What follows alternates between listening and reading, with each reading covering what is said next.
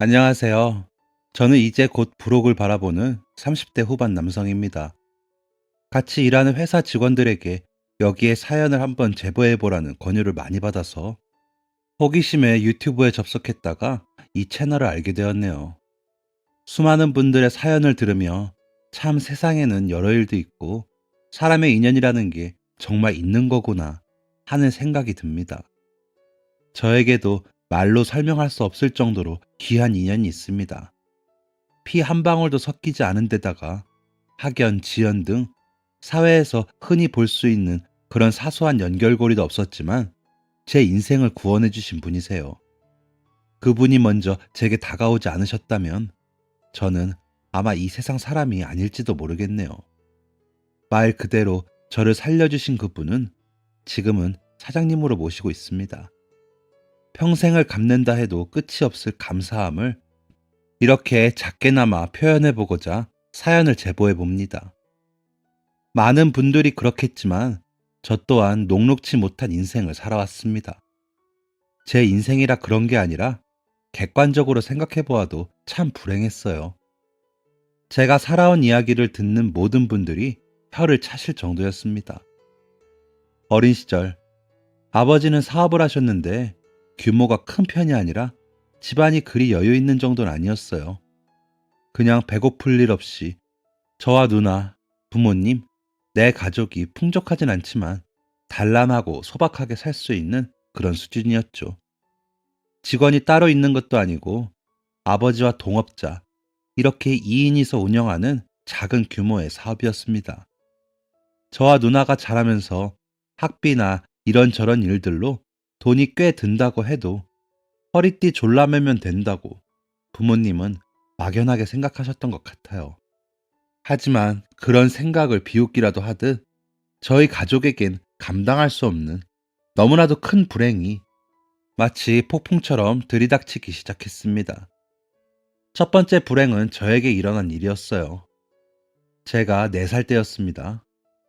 너무 오랜 옛날이라 기억이 명확하지 않고 이후 가족들이 하는 말을 듣고 재구성했을 뿐입니다만 그날 겪은 고통만은 확실하게 기억하고 있습니다.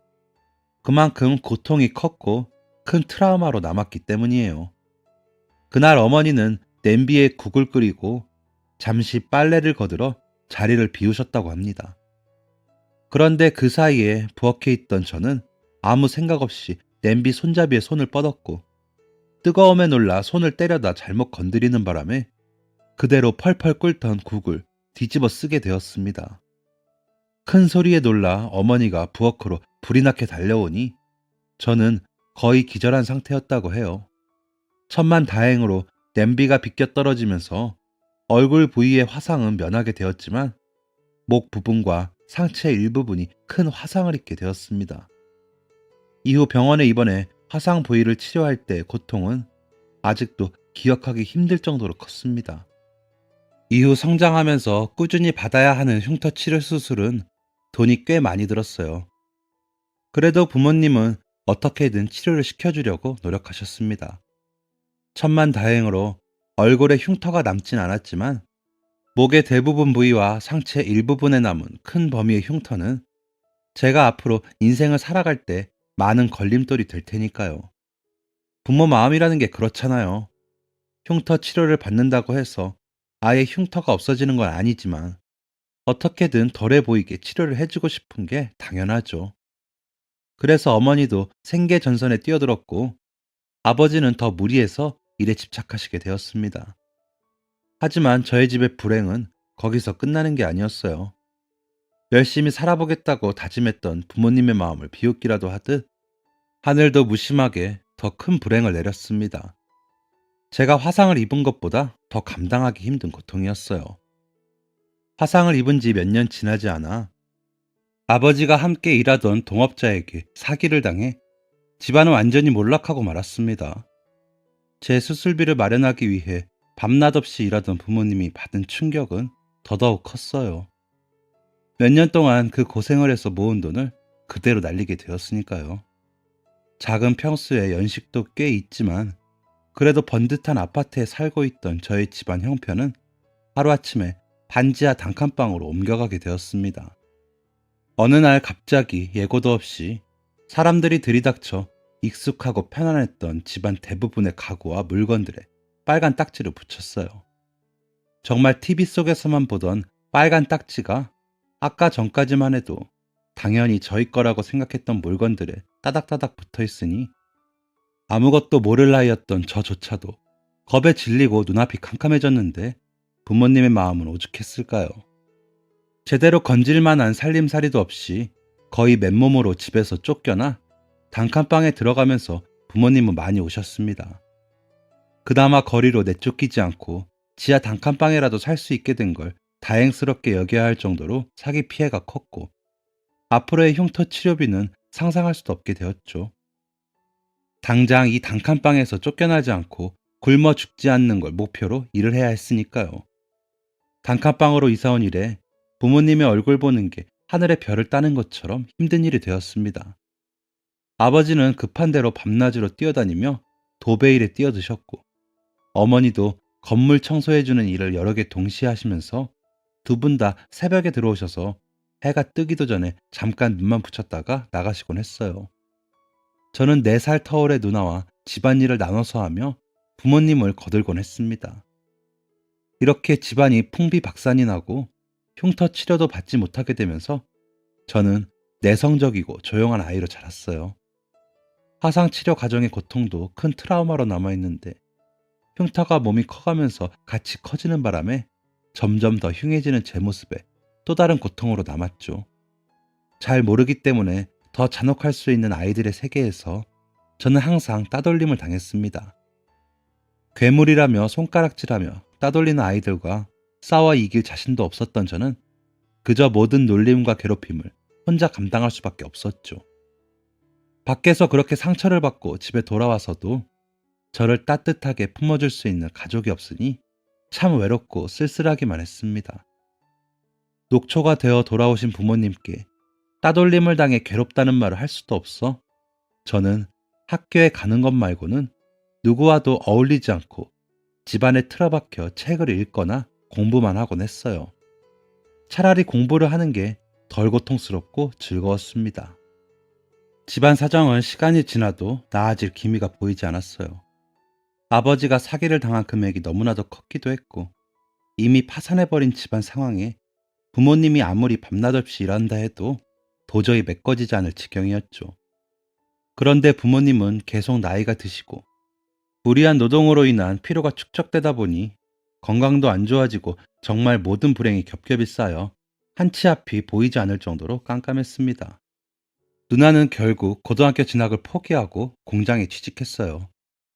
부모님이 고등학교까지는 어떻게든 마쳐야 한다고 누나를 설득했지만 누나는 검정고시 치면 된다고 막무가내였습니다. 집안이 일찍이 몰락하여 너무 어릴 때부터 어른이 되었던 누나는 강단 있고 고집도 셌어요. 아무리 부모님이 설득하고 눈물을 보여도 꿈쩍도 하지 않더라고요. 누나의 희생은 동생인 제 입장에서도 무척이나 안타깝고 쓸쓸했지만 누나가 생계전선에 뛰어드니 확실히 집안에 조금 빛이 들어오긴 했습니다. 어머니가 여러 가지 일을 하시다 보니 관절이 너무 안 좋으셨는데 병원비 때문에 마땅한 치료를 받지 못하셨거든요.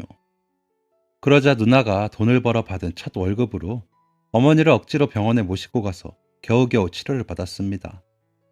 누나가 생계에 뛰어들어 집안을 다시 일으켜 세울 정도로 큰 돈을 벌었던 건 아니지만 그래도 몇 년 동안 망가진 부모님의 건강을 조금이나마 돌볼 수 있을 정도로 작은 여유는 생길 수 있었어요. 고집 센 누나는 본인은 그렇게 학업까지 포기해가며 집안의 보탬이 되는데 저만은 걱정 없이 고등학교에 보내고 싶어 했습니다. 저는 성적이 전교에서 손가락 안에 들 정도로 괜찮았거든요. 하지만 부모님 건강도 좋지 못하고 집안에는 아직 감당할 수 없는 정도로 큰 빚이 남아있는 데다 누나는 학업도 포기했는데 저 혼자 공부 잘한다는 이유만으로 편하게 공부를 계속하는 건 제 마음을 너무 불편하게 만들더군요. 다른 가족들은 조금도 쉬지 못하고 돈을 벌고 있는데 혼자 마음 편하게 학교에서 공부를 하고 있다는 게 저에게는 큰 부담으로 다가왔습니다. 가족들에 대한 미안함과 부담감이 아이들이 따돌림보다 크게 다가오니 친구가 별로 없다는 것도 그렇게 고민거리가 되지 않았죠. 나이가 들면서 아이들이 대놓고 괴롭히는 것도 많이 없어지긴 했지만 그래도 제 흉터를 보고 수군거리거나 기피하는 아이들이 꽤 있었습니다. 그런 아이들을 마주할 때마다 마음속으로는 그래도 저는 끝까지 공부하라고 희생하고 있는 누나와 지친 몸으로 빚을 갚기 위해 고군분투하는 부모님을 생각했어요. 그리고 온실 속에서 아무것도 모르고 자라는 너희들보다 훨씬 잘 돼서 꼭 성공하겠다는 독한 다짐을 하곤 했죠. 그렇게 눈물겨운 가족들의 희생 속에 저는 고등학교를 무사히 마칠 수가 있게 되었습니다. 하지만 대학 진학까지는 차마 못할 것 같아 수능은 치지 않았어요. 대학을 나오지 않는 사람들이 거의 없는 지금 같은 시대에 공부도 꽤나 잘했던 저였는지라 누나는 무슨 일이 있어도 대학을 졸업하라고 했지만 제 마음은 완강했습니다. 1년에 2번씩이나 있는 대학 등록금을 가족들에게 미루고 싶지 않았고 학자금 대출을 받자니 빚이 얼마나 무서운 건지 누구보다 잘 알았기 때문에 마음이 도저히 내키지도 않았어요. 열심히 공부해서 장학금을 받는 방법도 있겠지만 그러면 공부를 하는데 시간을 많이 써야 하니 돈을 벌 시간이 줄어들잖아요. 한푼이 아쉬운 가정 형편에 대학을 가려면 또 기숙사비도 내야 하고 밥도 먹어야 하고 모든 게 다 돈인데 저는 얼른 그놈의 돈 문제를 해결하고 집안의 빚을 없애는데 조금이나마 일조하고 싶었습니다. 대학을 가지 않겠다고 하면서 처음으로 누나와 싸웠어요. 누나는 막무가내로 대학을 가라고 했습니다. 너 공부 잘하잖아. 어차피 빚은 계속 갚아야 하는데 네가 조금이나마 나은 사람이 돼서 부모님의 희망이 되어야지. 그깟 돈 때문에 포기하지 말란 말이야. 누나, 고등학교 다니면서도 가족들 생각 때문에 한 번도 편하게 공부한 적 없어. 대학은 나중에 시간도 있고 다닐 형편도 될 때 다녀도 되잖아. 나는 지금 당장 돈을 벌어서 집안에 도움이 되고 싶고 빚도 빨리 갚아 나가고 싶어. 솔직히 내가 화상사고 당하면서 불행이 생긴 거잖아. 나도 책임을 지고 싶다고. 밤을 새워서 이야기를 나눠도 누나와 저의 의견 격차는 좁혀지지 않았어요. 누나가 고집이 세고 강단이 있는 만큼 저도 한 번 마음먹은 건 무조건 해야만 하는 성격이었거든요. 결국 누나는 눈물까지 보였지만 저는 제가 생각한 대로 고등학교를 졸업하자마자 짐을 싸서 서울로 올라왔습니다. 당시 제가 살던 곳은 무척이나 작은 도시였고 일자리가 많이 없었거든요. 집에서 가장 가까운 도시가 서울이기도 했고 우리나라에서 제일 큰 대도시인 만큼 일자리도 많고 성공할 수 있는 방법도 많을 거라고 막연하게 생각했습니다. 하지만 그건 정말 어린 생각일 뿐이었죠. 아마 누나가 없는 형편에 대학을 가라고 그렇게까지 절 설득했던 것도 그런 이유에서였을 겁니다. 너무나 이른 나이에 생계 전선에 뛰어들어 사회생활을 시작한 누나는 남들이 보기에 불편할 정도로 큰 흉터를 가지고 있는 제가 학력도 좋지 않으면 살아남기 힘들 거라고 생각했던 거예요. 대학교는 당연하게 가야 하고 석사, 박사, 학위 가지고 있는 사람도 흔히 볼 수 있는 요즘 같은 시대에 고졸 학력은 무시당하기 쉬운데 특히 제가 내성적이고 큰 화상 흉터까지 가지고 있으니 사람들이 저를 얼마나 무시하고 기피할지 두려워 남들 하는 만큼이라도 학력을 만들고 조금이라도 무시당하지 않았으면 했겠죠. 하지만 저는 그런 건 상관없다고 생각했습니다. 제가 열심히 하고 무시당하지 않을 정도의 일을 잘 해내면 누구도 저를 무시할 수 없다는 생각으로 무작정 서울에 올라왔어요. 지금 생각해보면 참 사회 경험이 없어 그런지 세상 무서운 줄 몰랐던 것 같네요. 누나의 우려처럼 제 흉터는 다른 사람들이 저를 무시하고 기피하기 딱 좋은 약점이 되었습니다. 서울에 올라오자마자 그동안 모아놓은 전 재산을 털어 낡고 좁은 고시원에 보금자리를 마련했는데 빈방을 보여주던 고시원 주인 아주머니가 저를 보자마자 인상을 살짝 찌푸리더군요. 그리곤 말도 섞고 싶지 않다는 듯이 살 거면 바로 돈을 내고 말 거면 고민하지 말고 나가라는 식으로 말했습니다. 무척 기분이 상했지만 당시 제가 가진 돈으론 할 수 있는 선택지가 없었기 때문에 하는 수 없이 그 고시원을 선택했어요. 고시원이 너무 낡아 벽엔 곰팡이가 펴있고 방 안에선 쾌쾌한 냄새가 나는 데다가 키가 별로 크지 않은 제가 다리를 뻗기에도 공간이 좁아 불편하게 자야 할 정도로 협소했지만 찾아본 곳 중에서는 가장 가격이 저렴했기에 할 수 없었죠. 아주머니에게 돈을 건네면서 속으로 이를 바득바득 갈았습니다. 하지만 서러움은 거기서 끝난 게 아니었습니다. 그 뒤로 이어진 눈물겨운 서울살이를 하는 동안 어디를 가도 사람들의 시선과 불쾌함이 저를 따라다녔죠. 고시원을 구한 다음 날부터 취직을 위해 열심히 뛰어다니며 사방팔방으로 애썼습니다. 온갖 곳에 이력서를 내고 발품을 팔아 취업 자리를 알아보기도 했죠. 하지만 번번이 취업에 실패했습니다. 고등학교 졸업이라는 짧은 학력이 흠이 되어 서류 심사에서 떨어지는 일이 대부분이었고 겨우겨우 면접 과정까지 가게 된 회사들에서도 소식이 없더군요. 면접도 잘 보고 나왔고 별다른 문제가 없었던 것 같은데 아무리 생각해봐도 답을 찾을 수가 없었습니다.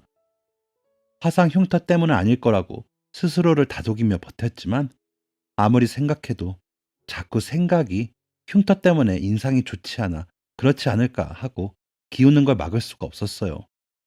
자존감은 떨어져 가고 준비해둔 돈도 순식간에 바닥을 보여 눈을 낮춰서 아르바이트라도 구해보려고 했지만 대부분이 서비스직인 아르바이트 자리에서는 더더욱 저를 필요로 하지 않았습니다. 흉터가 있으면 손님들이 불편해해서 채용할 수가 없다고 하더군요. 제가 가지고 싶어서 가진 흉터도 아닌데 제가 어떤 사람인지 얼마나 열심히 일을 배우고 성실하게 일할지에 대해서는 생각도 하지 않고 보자마자 거절의 뜻을 표하는 사장들에게 부하가 치밀었습니다. 생각보다 일자리를 구하기가 힘들어지며 결국 들고 왔던 돈은 바닥을 드러냈고 취직하면 2배로 쳐서 갚겠다고 사정하는 저를 고시원 주인 아주머니는 매몰차게 내쳤습니다. 제가 들어오고 고시원 빵이 더 안 나가기 시작했다며 재수가 없다나 뭐라나 욕까지 하면서요. 심지어는 이렇게까지 말하더군요.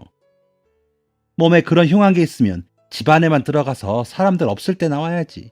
뭐가 잘났다고 대낮에 그렇게 돌아다녀. 그런 흉터로 무슨 취직이야. 너 같은 놈을 누가 써줘. 그리고 제 코앞에서 문을 쾅 하고 닫았습니다. 닫힌 문 앞에 한참을 서서 억울하고 서러워서 눈물이 펑펑 흘렀습니다. 그리고는 고시원 계단에 쭈그려 앉아 눈물을 닦으면서 너무 화가 나 주먹이 부들부들 떨렸습니다. 도저히 그대로 집에 돌아가고 싶지 않았어요. 어떻게든 성공해서 나를 무시한 이 사람들에게 본때를 보여주고 싶다는 자존심도 있었지만 무엇보다 제가 이렇게 상처를 받고 돌아가면 슬퍼할 가족들 생각이 많이 났습니다. 돌아간다고 해도 달라지는 것도 없고 제가 어떻게든 돈을 벌어가지 않으면 가족들에게 아무런 도움이 되지 못한다는 것도 돌아갈 수 없는 이유였어요. 일단 며칠만 길거리에서 자고 건설 현장에서 일용직 아르바이트라도 해서 다시 고시원에 들어가자는 생각이 제가 할 수 있는 최선이었죠. 계절이 따뜻할 때라 노숙하는 게 그렇게 힘들 것 같지도 않았고 잠을 자기에 적당한 장소도 봐두었어요.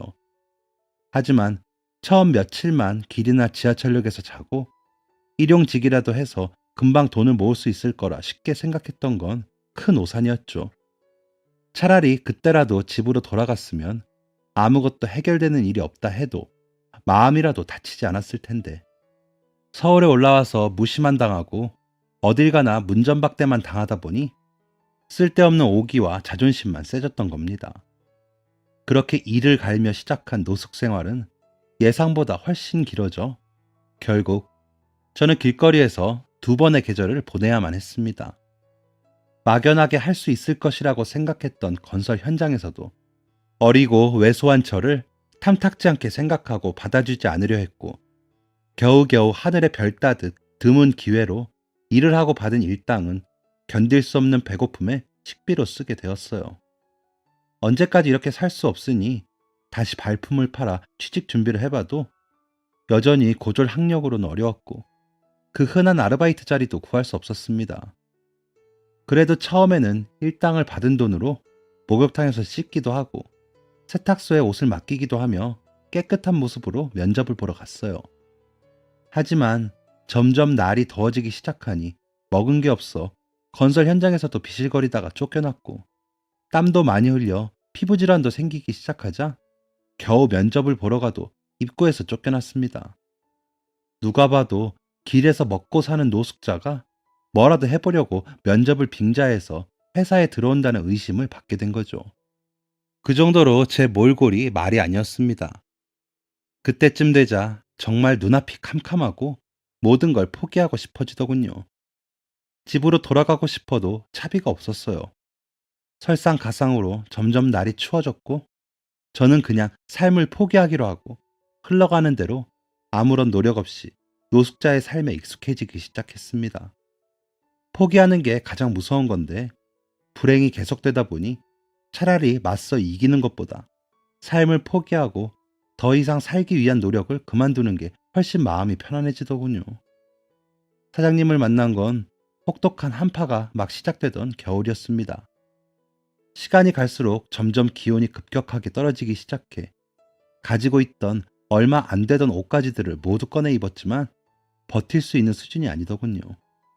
노숙자 시설이나 무료 급식소는 이미 연차가 있는 오래된 노숙자들이 다 버티고 서서 텃세를 부리는 탓에, 변두리 지하철역이나 길거리에서 자고 있으면 눈앞에 누군가가 던져놓은 동전 몇 개로 빵이라도 사 먹을 수 있으면 감사한 나날을 보내고 있던 저는 심한 영양실조로 기력이 약해진 상태였습니다. 이렇게 버티다가 정말 며칠 지나지 않아 얼마 남지 않은 생명의 불씨가 사라질 것만 같더군요. 죽는 건 죽는 거라도 영하에 가까운 기온을 온몸으로 느끼며 며칠 동안 제대로 된 밥 한 끼 먹지 못했던 저는 고통이 무척이나 심했습니다. 노숙이라는 게 참 무섭습니다. 저는 분명 돌아갈 고향집도 있었고 돌아가서 모든 걸 털고 새 출발할 수도 있었지만, 노숙 생활은 정신적으로 침식을 당하게 되더라고요. 피폐해지고 희망이 없어지니 힘들어도 그 생활에 젖어 들어가서 다른 생각은 할 수도 없게 됩니다. 지금 멀쩡한 상태에서라면 바로 해결책을 찾겠지만, 잔펀치에 KO된 권투 선수처럼 제 마음은 다리가 풀려 쉽게 일어나기 힘들었어요. 그날은 마침 한파가 시작되어 안 그래도 버티기 힘들 정도로 낮았던 기온이 급격히 내려가고 강추위가 시작된 날이었어요. 배는 고를 대로 골아 더 이상 허기도 느껴지지 않았고, 그저 따뜻한 물이나 커피 좀 마셨으면 좋겠다 하는 생각이 간절하더군요. 저를 피해 걸음을 하고 때로는 불쾌한 표정으로 저를 비켜가는 사람들의 반응에 저는 몸을 일으켜 사람들에게 방해가 되지 않는 구석자리에 웅크리고 누워 있었어요. 며칠 동안 먹은 거라곤 지하철역 수도가에서 마신 물뿐이라 어지러움에 제대로 서 있을 수도 없었거든요. 그런데 갑자기 누군가 새우처럼 웅크리고 있는 제 어깨를 툭툭 두드렸습니다. 모든 걸 다 포기했기 때문에 놀라지도 않았고 그냥 다 귀찮다는 마음으로 고개를 돌려보니 저보다 10살은 좋기 더 많아 보이는 연배의 남자분이 제 앞에 쭈그리고 앉아 계시더군요. 그분이 바로 사장님이셨습니다. 젊은 사람이 추운데 이런 데서 뭐 하고 있는 거예요? 괜찮아요? 저와 눈높이를 맞춰서 말을 걸어주시는데 대답할 기력도 없어서 그냥 멀뚱멀뚱 보고만 있었습니다. 누군가가 제게 말을 걸어주는 게 정말 오랜만에 있는 일이었지만 그냥 그때는 너무 배고프고 힘들어서 아무런 반응도 나오지 않았어요. 그런 제가 좀 안쓰러웠던지 그분이 반말을 쓰면서 친근하게 한마디 더 건네셨습니다. 얼굴을 보니까 너무 어린 게 딱 내 막내 동생 나이네. 젊은 사람이 힘을 내서 살아가야지. 이러고 있으면 쓰나. 같이 가자. 뭐 필요한 거 없어? 제 등을 두드리며 자리에서 일으켜 세우려는 그분께 그냥 고개를 저었습니다. 사는 게 너무 힘들고 그냥 여기서 포기하고 싶은 마음이었기 때문에 그냥 조용히 있고 싶었어요. 일어나, 어서. 여기 이러고 있으면 입 돌아가. 일어나 봐. 강하게 말씀하시니 몸이 저절로 반응을 하더라고요. 천천히 몸을 일으켜 세워 앉았습니다. 일어나. 얼마나 굶은 거야. 말할 힘도 없나 보구만. 아니요, 말할 수 있어요. 저, 그럼 따뜻한 커피 한 잔만 사주세요. 염치 불구하고 물었습니다.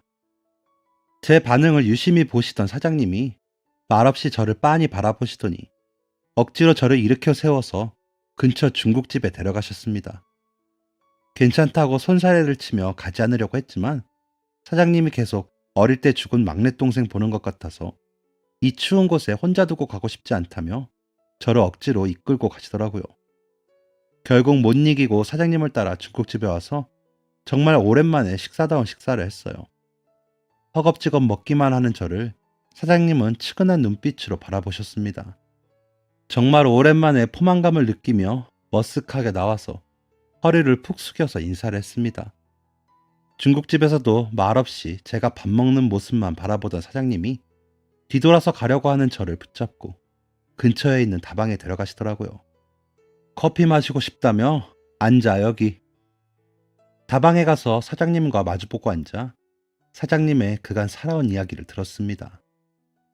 사실 나도 어린 시절 집안에 큰 불이 나서 모든 걸 다 잃고 온 가족이 길바닥에 나앉았었어. 그 사고로 막내 동생도 하늘로 가버리고 장남인 나는 정말 눈앞이 캄캄했지. 여러 가지 해보려고 했지만 잘 되지 않았고 나도 너 같은 나이에 노숙을 하면서 오랫동안 방황했단다. 삶을 포기하려고 했던 적도 많았지만 그래도 힘을 내서 살았어. 그러다 보니 지금은 조그만 회사지만 사장이 되어서 살고 있단다.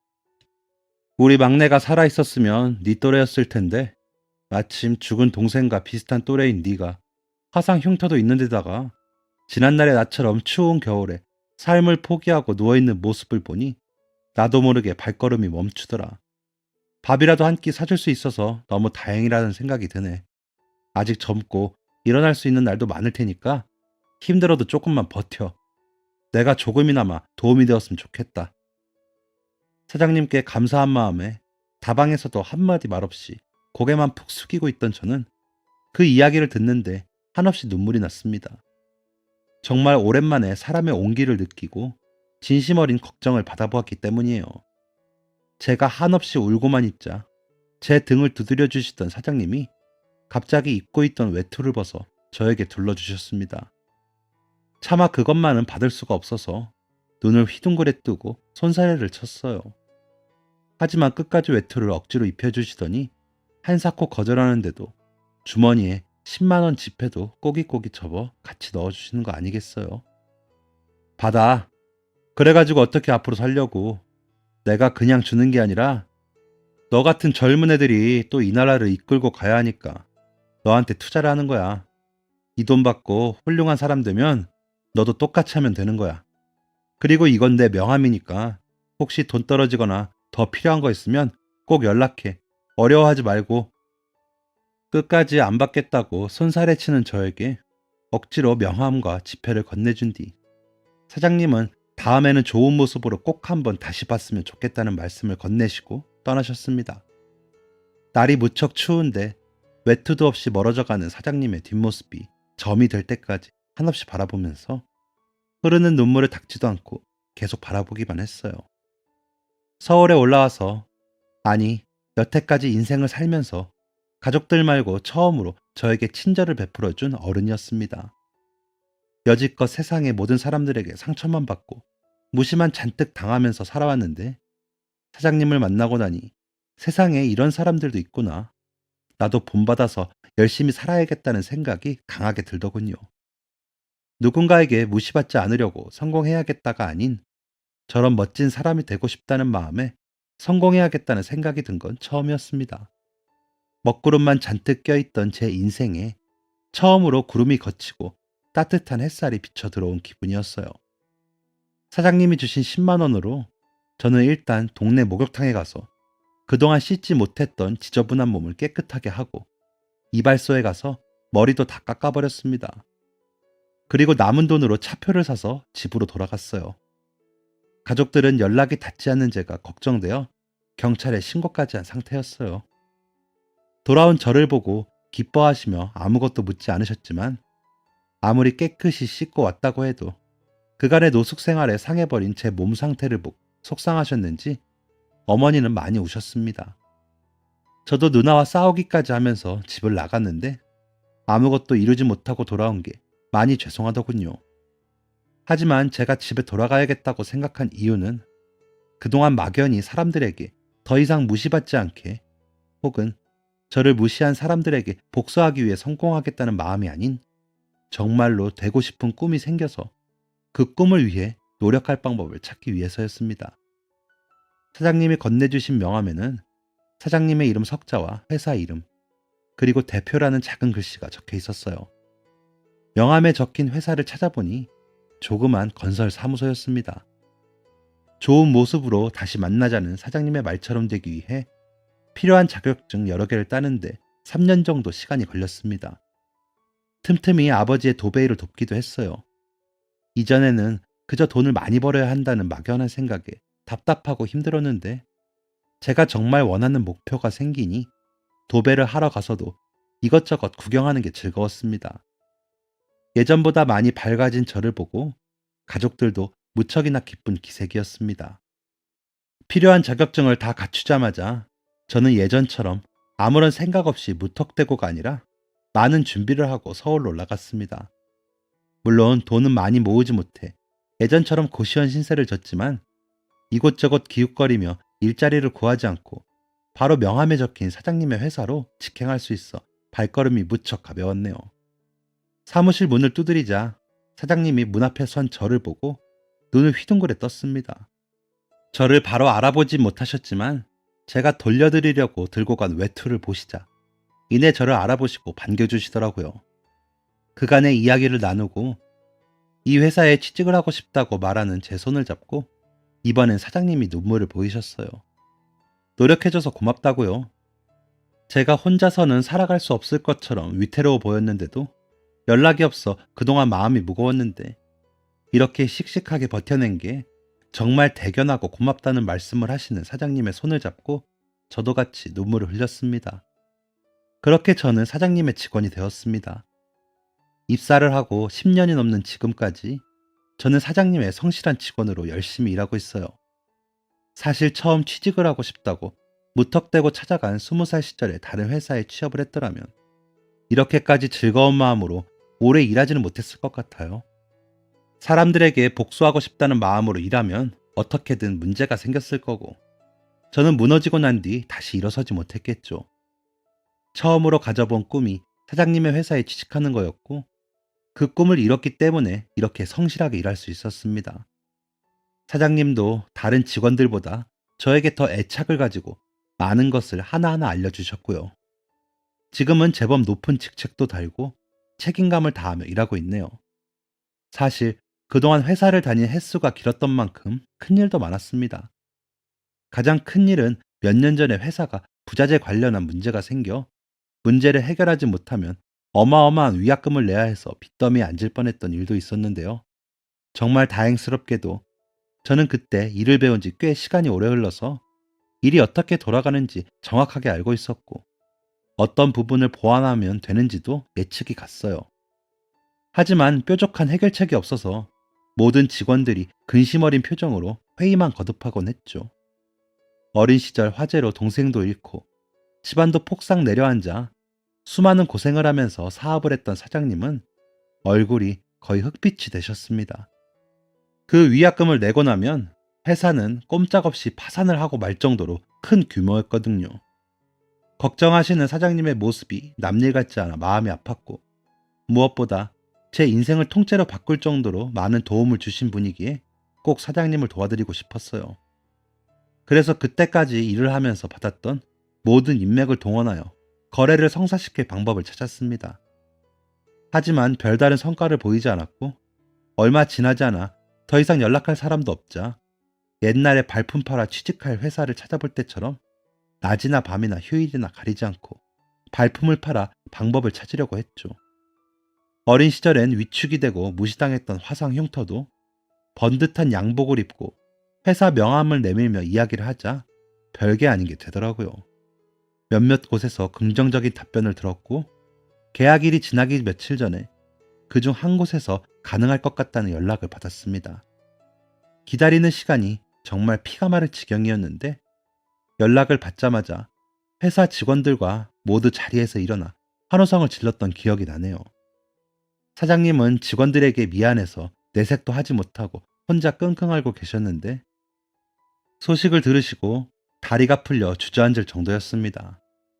그 뒤로는 문제를 해결해준 업체와 계약을 이어가면서 승승장구하고 있어요. 회사의 큰 위기가 정말 다행스럽게도 성장할 수 있는 발판이 된 거죠.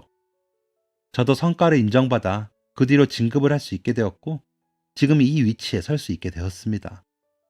솔직히 말하면 제 진급도 기쁜 일이지만 저의 꿈이었던 회사를 존속할 수 있게 했다는 뿌듯함이 더 큽니다. 사장님께 조금이나마 도리도 한 것 같고요. 빠른 진급을 하고 나자 다른 업체에서도 영입 제의도 많이 들어오고 그 중에서는 20살 때 저를 무시하며 면전에서 문을 닫아버린 회사도 있었어요. 좋은 직급에 연봉도 얹어서 제의가 들어왔지만 어떻게든 성공해서 나를 무시한 사람들이 후회하게 만들겠다는 마음이 아닌 지금 이 회사에서 사장님과 함께 회사를 꾸려나가고 싶다는 마음으로 살아왔기 때문에 미련 없이 거절하고 아직까지 회사를 지키고 있습니다. 물론 앞으로도 정년이 될 때까지 그럴 작정이고요. 사연을 쓰면서 인생을 돌아보니 참 사장님을 만난 이후로 제가 꿈꿔왔던 많은 일들이 이루어진 것 같습니다. 고시원 생활은 일찌감치 청산했고 가족들의 빚도 거의 다 갚았고 무엇보다 늦었지만 누나를 위해 사이버대학 등록금도 내주었거든요. 정말 꿈만 꾸던 일들인데 현실이 되니 정말 설레고 행복했습니다. 열심히 늦깎이 공부를 하는 누나를 보는 것도 무척 뿌듯하고요. 하지만 가장 기쁜 소식은 바로 제가 사장님의 여동생과 다음 달에 결혼을 올린다는 거예요. 사장님이 장남이고 집안의 가장 같은 존재라 여동생을 끔찍이 챙겨 오며 가며 얼굴을 자주 봤었는데요. 저보다 2살 많지만 가치관도 잘 맞아 옛날부터 꽤 친하게 지내고 있었습니다. 둘 다 혼기를 놓쳐서 40 가까이 되도록 시집 장가를 못 가고 있었죠. 그러다 자연스럽게 연인으로 발전하게 되었어요. 사실 나중에 들었지만 제 예비 신부가 예전부터 저를 마음에 들어 했다고 저 말고 사장님께 그렇게 이야기를 했나 봐요. 다리 좀 놔달라고요. 저도 어느 순간부터 마음속에 예비 신부가 자연스럽게 들어왔는데 사장님의 여동생이라 쉽게 마음을 털어놓지 못하고 혼자 소가리만 하고 있었습니다. 그럴 줄 알았으면 더 일찍 마음을 털어놓을 걸 그랬습니다. 아무튼 사장님과의 하루 인연이 이렇게 제 인생을 바꾸는 것도 모자라 이제 한 가족이 된다니 이 인연은 정말 신기하면서도 값지고 소중했습니다. 정말 사람의 인연은 어떻게든 이어지게 되고 어떻게든 만나게 되는 것 같습니다. 이제 저의 사장님에서 형님이 될 저의 은인께 앞으로도 계속 옆에서 보필하면서 보답을 할 수 있도록 그리고 저도 사장님처럼 힘든 사람들을 도울 수 있는 사람이 되도록 지금도 열심히 노력하고 있습니다. 언제나 사장님의 자세를 본받고 마음속에 새기고 살아가려고요. 긴 사연을 읽어주신 여러분들께 감사드립니다. 지금도 화상 흉터는 제 몸에 남아있지만 예전처럼 큰 컴플렉스로 느껴지지 않고 그저 제 몸의 일부라고 받아들여지네요. 제 마음이 달라진 게 가장 큰 이유겠죠. 남들처럼 흉한 흉터가 제 모든 것이라고 생각하지 않고 진정한 제 모습을 봐주신 사장님처럼 여러분들도 혹시 힘든 일이 있다면 진정한 본인의 모습을 보고 인생의 빛이 되어줄 사람이 꼭 있을 거라고 생각하면서 어떻게든 무너지지 않고 버텨내시라는 말 전하고 싶습니다. 사람의 인연이라는 게 절대 무시 못하는 거고 모든 사람들은 어떻게든 인연을 가지고 있으니까요. 그리고 많이 힘들다고 어린 날의 저처럼 복수심이나 분한 마음으로 살아가지 말고 어떻게든 긍정적인 생각을 하면서 살아가다 보면 힘든 일도 제 화상 흉터처럼 별것 아닌 그저 제 몸의 일부처럼 받아들여지는 날이 올 것입니다. 제 인생에 빛이 들어온 것처럼 여러분들도 다들 행복하고 따뜻한 길만 걸으시길 바랄게요. 감사합니다. 지금까지 사연 들어주셔서 감사합니다. 사연이 재밌으셨다면 구독과 좋아요를 눌러주세요. 감사합니다. 안녕히 계세요.